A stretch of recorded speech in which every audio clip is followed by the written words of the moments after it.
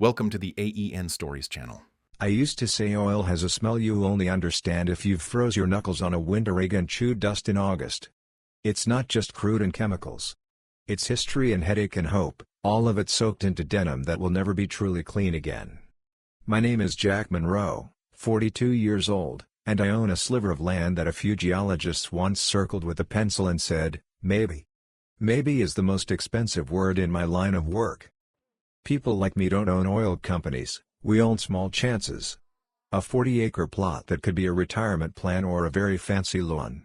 I'd saved up hauling pipe, running workovers, and babysitting wells through ice storms that make the steel sing. When the opportunity came, I signed on my tract like a man buying a lottery ticket with a blowout preventer on the cover. Through all of that, I loved Sarah. I still do, from one angle. She had the kind of smile that made you believe a mess was a mosaic. We met at a charity dinner the Operators Association throws every spring to remind folks that oil men have hearts. She was on the event's team, clipboard, headset, the works, floating between tables like she'd invented oxygen. I asked for coffee, she told me the good stuff was in the kitchen and I could follow her if I wasn't afraid of a little truth. 3 months later we were engaged. 6 months after that, I was helping her pick tile for a kitchen we almost never cooked in. People who don't live around rigs think the oil business is all spurs and caviar. It's actually paperwork and waiting. There's a rhythm to it, seismic, lease, permit, drill, or don't, because money is moody. On Sundays, I'd take Sarah out to my patch. We'd stand at the fence line and look at a pump jack in the distance that wasn't ours, nodding like we were in church. I told her my dream was a family ranch, goats, maybe some longhorns, a porch swing with chains that creaked like old songs. She'd lean her head on my shoulder and say, "We'll have a ranch with a name, Jack. Something embroidered on towels. Our kids will roll their eyes, but inside they'll be proud." Somewhere between those Sundays and the winter the pipes burst in our neighborhood because the power grid flinched. I noticed Sarah was getting very interested in things she used to wave away. She'd ask questions about pressure tests and gathering lines and why the royalty checks were smaller in July than in May. She wanted to know who handled our tank monitoring and which consultant I used to model decline curves. I chalked it up to her being involved, curious in a way I found sweet. I liked explaining why oil jokes aren't funny until the well actually produces. Then I started finding spreadsheets open on the laptop at home, well logs, vendor lists, production data gummed together from emails and the county clerk's site. She'd ask me to walk her through the lease terms, then pivot to questions that sounded less like we're a team and more like we're shopping. I'd shake it off. You don't marry someone to suspect them. You marry them to not be alone with the suspect parts of yourself. One Friday in early spring, I headed over to the office park where our operators core and space, cheap carpet, war with a coffee machine, a whiteboard with Q2 goals fading into who erased this? I'd left my jacket hanging on my chair, and my truck keys were in the pocket. Sarah had texted that she was running late and would meet me at the steakhouse near the highway. I swung by the office to grab the jacket and maybe a few invoices I could glance at over a ribeye. I unlocked the front door and heard voices. I froze, hand still on the knob, because in our world offices don't have night voices unless something is wrong. I recognized Sarah's. The other voice was a man with a friendly half-laugh people use when they're doing something unfriendly. "I'm telling you, it's not just his tract," Sarah said. "It's the pattern. His operator is conservative. They won't step out unless they see 3 good wells, and they're blind to the north. Your people aren't." "You're sure about the tank telemetry?" the man asked. "I have screenshots," she said. "And a friend on the maintenance crew who can't keep his mouth shut. The new tanks went in last month, they're not adding capacity to decorate. You move fast, you lock up those adjoining leases, you undercut the entry bonus, you buy the land underneath him, you." The door clicked shut behind me without making a sound. I leaned back against it like a man listening for his heartbeat. It felt like watching a glass slide off a table and not catching it. I've heard men say they walked in and saw their wife with someone else and felt the world go sharp and slow. This was like that, just without the part movies know how to shoot. I didn't barge in. I've been in too many rooms where men confuse loud with strong. I left, quietly, jacketless, cold in a way that made the air in the stairwell taste expensive. I sat in my truck and watched my breath curl like smoke and thought about the absurdity of the world. I had been worried about commodity prices and downtime, and now I was calculating the cost of a conversation. At the steakhouse, she was sunshine. Kiss, menu, updates about a fundraiser she was chairing. I told myself I'd heard wrong, misunderstood. People in this business gossip in jargon. Maybe I'd caught an innocent phrase and pinned my insecurity to it. We ordered. The waitress called me Han in the way that makes a man feel both old and comforted. I asked Sarah about the charity. She asked about the weather window next week because she knew I had a workover. "You're taking a real interest lately," I said, and smiled like it was flirting. "I'm trying to understand your world," she said. "If I'm going to be a ranch wife, I need to know what the ranch runs on." "Grass," I said. She laughed. "Don't be simple, Jack." The next night, I got the rest of the truth the way you get most truths you don't want, by accident. I came home early from the yard because the pumps were behaving and so was my conscience. Her car was in the driveway, the lights were on, the house smelled like lemon cleaner and money. As I reached for the front door, my phone buzzed. A text from a buddy at a competitor company, a man who knows I will always pick up the phone for a rumor and a fishing trip. The text said, "Your wife is a great negotiator. She just saved us a lot of money." I walked into the house. Sarah was in the kitchen pouring herself a glass of wine, the good kind we tell ourselves we only open on weekends. She looked up, startled for a blue second, then smiled. "You're early." "Apparently not," I said, and I don't know why that line has lived so long in my head. Maybe because it made me sound clever when I felt dumb. Her smile fell like a curtain. "Jack. I heard you at the office," I said. "Talking to a man whose logo is on trucks that go places I don't want my data to go." "You followed me?" She folded into anger like a trained dancer hitting a mark. "That's low." "I didn't follow you. I left my jacket. And my trust." She stared at me over the rim of the wine glass, calculating which truth would hurt least. Then she set the glass down without sipping. "Look, Jack. You think of yourself like an oil man because you've got a patch and a dream. But you're basically a technician. A good one, a careful one. Do you know how many millions get made on information? Everyone does it. I've been consulting." "Consulting?" "Helping companies not make dumb moves. If they want to lease around a dead zone, is it my fault if I have a clearer picture? This stuff isn't exactly guarded. Your operator leaves filings everywhere. Half your vendors gossip on the record." "You told them where to lease." "I told them what not to lease. And you'd be surprised how often those are the same things."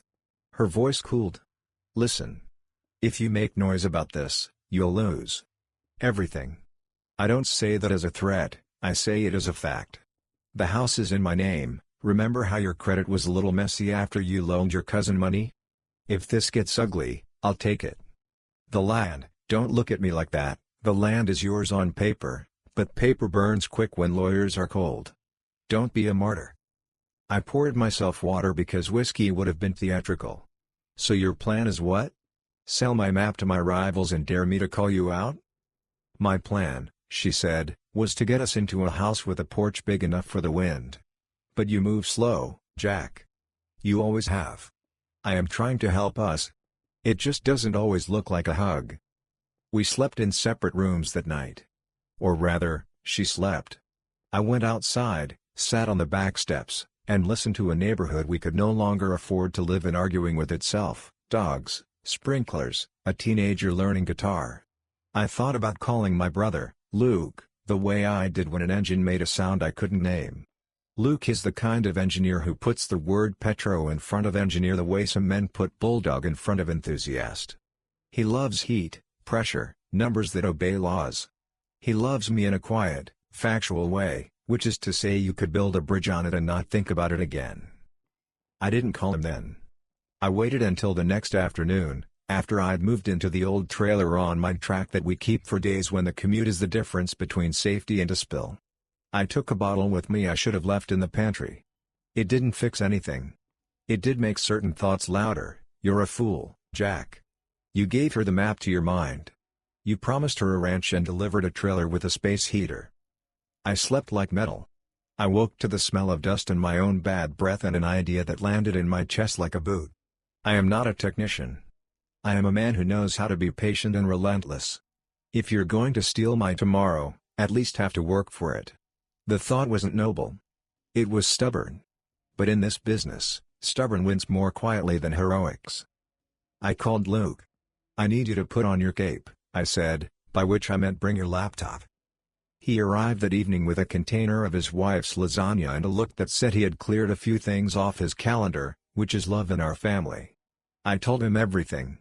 I left out the parts that made me small. He asked for the parts that made me small. I said them. He didn't flinch. Okay, he said. Here's the difference between being mad and being smart. Being mad gets you nowhere. Being smart gets you evidence. We need logs. Telemetry. Access records. We need to know who looked where when and what moved after. We need screenshots. We need chain of custody. And you need to stop leaving your jacket places. I smiled for the first time in a day. You think this goes to court? This goes to a room with a long table, he said. Maybe a courtroom later. First? The oil council. The council, in our county, is what you get when you mix a chamber of commerce with a poker table. Operators, investors, a few landmen with haircuts that say I've seen ranches from airplanes. They arbitrate disputes that don't deserve a judge yet. They nod solemnly about infrastructure and jobs. They also pour whiskey at 10 in the morning. I've seen marriages end and pipelines get born in the same meeting. Luke got to work like he was solving a crossword no one else had the patience for. He used words like packet capture, audit trail, and enrichment, and smiled like a kid when a bad actor left digital fingerprints on a screen. Turned out, our tank telemetry provider, the company that pings our levels so I sleep instead of driving out at 2 a.m. with a flashlight, had login histories that looked like a revolving door. Admin accounts used from IP addresses outside our state, then scrubbed, badly. Vendor portals accessed at hours that rhyme with someone exported data and didn't think we'd notice. He traced a route that looked less like happenstance and more like a volunteer marching band, files accessed, then calls placed, then lease offers made in blocks you wouldn't touch unless you knew where the oil would flee when we drilled. We collected screenshots, timestamps, emails with headers that sang like clarinets. A maintenance worker, my talkative friend, admitted in a statement he'd been asked by someone on the inside to send photos of new equipment installs to a private email so we can brag about our upgrades. We pulled public filings, cross-correlated dates. We built a timeline that looked like a train schedule designed by thieves. Sarah, during this, was calm. She moved through the house like a predator that has discovered you've built a fence with a gate it invented. She told me again that if I made noise, I'd lose. She smiled sadly, which I found, against my will, beautiful. You need a lawyer to play this game, Jack, she said. You're a tech without an attorney. I have an engineer with a moral compass, I said. Those are more expensive. She laughed. We'll see. I left the house for good the day I realized every cupboard had begun to feel borrowed. I moved into the trailer with a stubborn kind of relief. The first night, the wind made the walls sound like someone rubbing their hands. I wrote a list on a legal pad I keep for when computers feel like a trap. The top line said, no rage. Only receipts. Luke and I packaged the evidence like it was a newborn. We called a lawyer whose handshake felt like a verdict and told him what we had. He told us how not to get sued for defamation while doing the right thing, which is a useful sentence to have in your phone. Then I asked the secretary of the oil council to put me on the agenda for the next meeting under new business. The secretary asked if this was about infrastructure or beef. I said, beef, but the kind that comes with emails. The day of the council meeting dawned bright and rude. Men in boots and sport coats sat around the table, women in blazers that could command weather, a smattering of folks who speak obsessively about mineral rights and road maintenance. The chairman opened with a prayer that mentioned rain and mercy. I sat next to Luke, who had the calm look he gets when his code compiles. When my agenda item came up, I stood. My voice sounded like me, which surprised me. I told the story the way we'd practiced, dates, facts, not a shred of editorializing. I said my wife, my voice didn't quiver on the word, and I was proud, had provided specific, non-public production and equipment information from our operation to representatives of a competitor.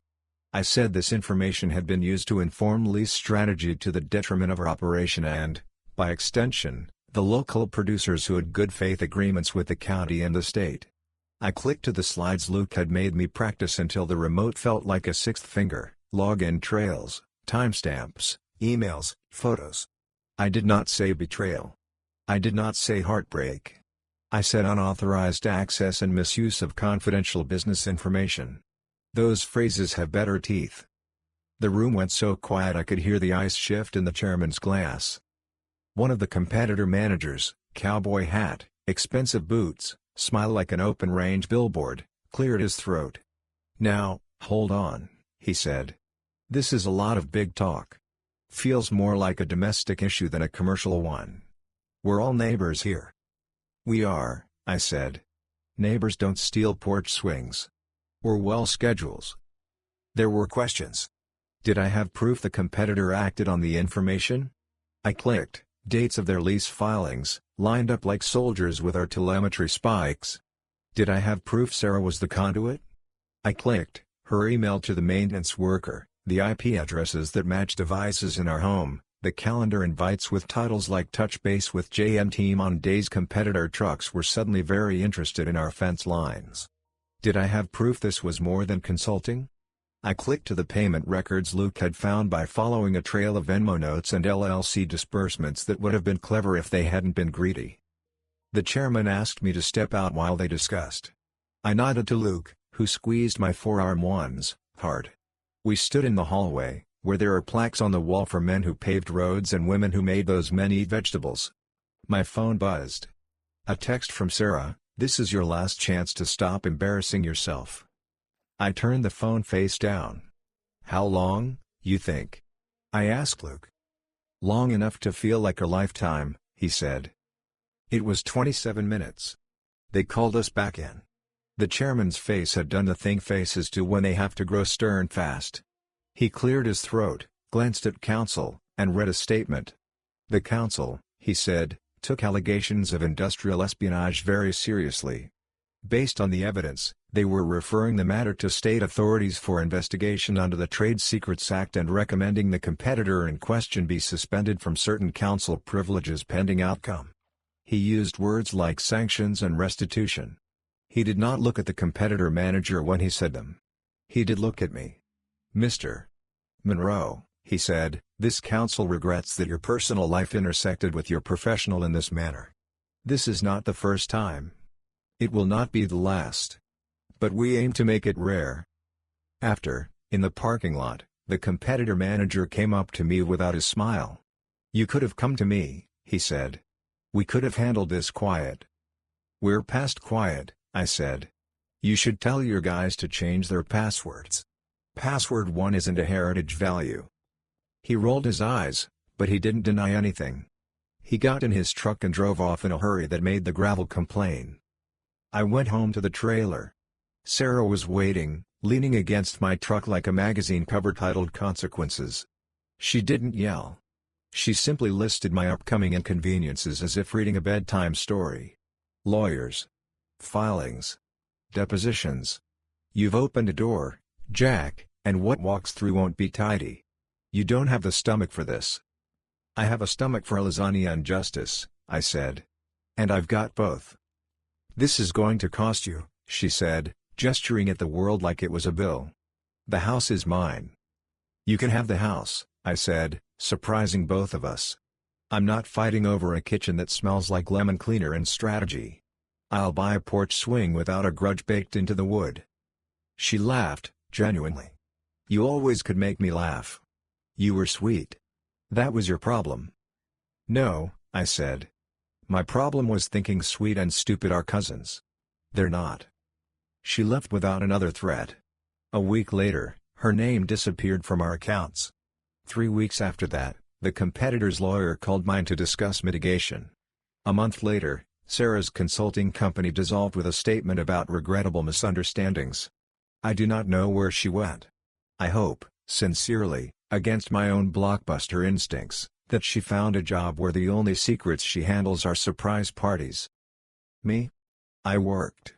There's a dignity in routine that statutes can't touch. Sunup, the rig squats like a praying animal, and you tell yourself the right stories. This is solvable, this is math, this is physics dressed in attitude. The council's referral turned into a state investigation that turned into charges that sounded dramatic on paper but, in real life, translated to fines, injunctions, and a long season of awkward fundraisers. The competitor paid. Quietly, but in a number that made their CFO glance at the ceiling a lot. With the dust settling, I called a realtor who specialized in dreams with fences. We looked at ranches that had seen better decades and ranches so shiny I'd be afraid to drop my dignity on the floor. I picked one with a modest white house, a barn the color of a good tomato, and a pasture that rolled like it had shrugged off problems for a century. There was a windmill, which felt like a cliché until the first time it squeaked in the evening and I understood why poets keep their jobs. I signed papers with hands that didn't shake. The seller, a woman with a handshake that felt like a fair fight, handed me a small brass key and said, "Don't overthink the mud." I promised I wouldn't. I wrote a check that made my accountant whistle. I ordered a porch swing that came with chains and an instruction manual that suggested I find a friend. I asked Luke, who showed up with a wrench and a six-pack that tasted like victory, which in our family is cheaper than the fancy stuff. On the first Sunday as a ranch owner, I saddled up a quarter horse named Blanco who had one blue eye in the sense that I'm a bit of a novice. We rode out to the edge of the property where you can see, just past the line of cottonwoods, the silhouette of my pump jack on the tract that started this whole story. It dipped and bowed like it was greeting the horizon. I could see the road where competitor trucks used to drift by slow like uncertainty. They don't come around much anymore. If they do, they don't wave. I stopped Blanco on a small rise and looked out at both my futures, the one that was, the one that's coming. The wind smelled like grass with a memory. I tipped my hat to nobody, which is a nice habit to get into. I thought about Sarah, not as a ghost but as a chapter. Somewhere, she was telling herself a version of this story where she made rational choices. She probably did. We all do. My version just has better jokes. Folks ask me now what I learned. As if pain were a seminar with handouts. I tell them I learned that secrets swim toward pressure like everything else down there. I learned that being a technician is not an insult so long as you know which bolts actually hold the structure. I learned that lawyers are like drill bits, you hate how much they cost until you realize the formation doesn't give way without them. I learned, above all, that no one is coming to save the small thing you love. That's your job. These days, I split my time between the ranch and the wells. Mornings might be fence repairs and a stubborn goat named Nixon who keeps getting his head stuck. Afternoons are pressure charts and calls from an operator who now asks my opinion a little faster than he used to. Evenings are a chair on the porch swing, watching a sky build a theater and take it down for free. I keep a coffee can near the back door labeled porch tax. Your phone goes in it when you step out to sit. Luke hates it. He pays it anyway. Sometimes people want a Hollywood ending. They ask if I confronted Sarah at some party with a speech that made her drop her champagne. No. The speeches that matter in my life happen at tables with bad coffee and men who can ruin you with a form. Those speeches went my way, mostly because the truth did the heavy lifting. Other times, they ask if I'm dating, like my heart is a well you can spud just because the lease is clear. I tell them I'm busy trying to be a good landlord to my own soul. If someone wants to lease a bit of that land later, we'll talk terms. The oil still moves slow and sometimes not at all. The market still throws tantrums. Pipes still leak and men still promise things they can't chart. But when the wind is right, I can stand where the pasture rises and see the rig nod and feel a piece I once thought I'd have to buy. Maybe I did. Maybe the price was the part of me that believed love and business would never meet in a parking lot. Sarah taught me otherwise. I don't hate her for it. I don't toast her, either. I just tried. Last week, I went to a council meeting to vote on a road improvement that'll save truck axles and marriages. There was a new manager in the competitor seat, a young woman with a legal pad covered in tidy loops. She raised good points about environmental runoff and didn't pretend that money has morals. On the way out, she caught up to me and said, "Mr. Monroe, for what it's worth, your presentation last year is used as a case study in our company now. Don't be that guy." "Which guy am I?" I asked. "The one who brought receipts," she said. "The guy who didn't get loud. He got precise." "Precise is cheaper," I said. She grinned. "Not always." She walked off. I stood in the parking lot and looked at the sky until my neck felt like a bolt you've over-tightened. The thing about being free is you don't notice it right away. It creeps. You find you're sleeping through the night. You find your laugh isn't performing. You find you can watch a truck go by and not project a conspiracy on its cargo. Back at the ranch, I stabled Blanco and sat on the porch while the sun did the thing painters try to steal. A neighbor drove by slow, raised 2 fingers off the wheel, the rural sign for "we're alive." I raised mine back. I took off my boots. I listened to the windmill squeak and decided, again, not to fix it because not everything needs to be silent to be right. On the kitchen table sits a folder labeled Ranch, Monroe. Inside is the deed, the surveys, the receipts. There's also a napkin where I scribbled a name for the place. I had thought about something grand: Twin Rivers, 3 Oaks, Canyon View. In the end, I wrote what felt true and simple and a little funny: Last Chance Ranch. Not because it was, but because it wasn't. Sometimes branding is just admitting what you're running from. If you drive by on a Sunday and see a man on a blue-eyed horse staring at a pump jack like it owes him money, that's me. You can wave. If you pull up the driveway and ask if I've got time to talk leases or goats or weather, I probably do. If you ask if I regret anything, I'll say yes, because only fools don't. But if you ask me if I'd change the part where I stood up in that council room with my hands steady and my facts lined up like ties on a rack, I'll say no. 1,000 times no. Here's the line I say to myself when I pour coffee in the morning and the sun looks like it's considering getting up: I didn't let her steal my land. That doesn't make me a hero. It makes me a steward. And being a steward is the closest thing I've found to feeling at home in a world that's always drilling for something under your feet. After the chores, I saddle up, swing one leg over, and point Blanco toward the rise where the earth shows me both of my lives. I sit tall because the saddle asks me to. I breathe in because the world insists. And I say, into the wind that carries 1,000 deals I'll never hear, I'm free. Then I nudge the horse forward and watch the pump jack nod, like even the iron agrees. Thank you for listening my story. If you want more raw, real, and gripping stories like this one, subscribe to the AEN Stories channel. Your support keeps these stories alive.